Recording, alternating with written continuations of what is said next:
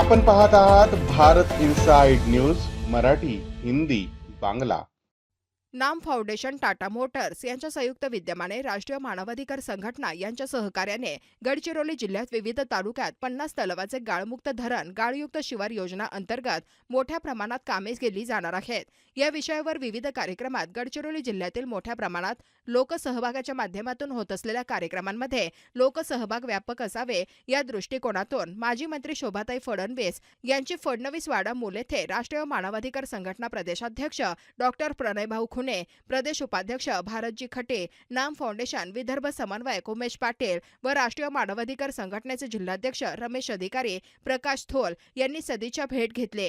जिल्ह्यामध्ये करण्यात येणाऱ्या गाळमुक्त धरण व गाळयुक्त शिवार योजनेमध्ये मुख्य अतिथी म्हणून उपस्थित राहण्याबाबत निमंत्रण दिले।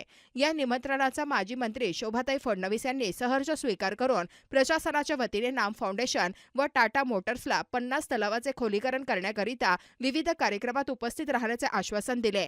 यावेळी शोभाताई फडणवीस यांचे राष्ट्रीय मानवाधिकार संघटना जिल्हा गडचिरोलीच्या वतीने आभार मानण्यात आले। आपण पाहत आहात भारत इनसाइड न्यूज मराठी, हिंदी, बांगला।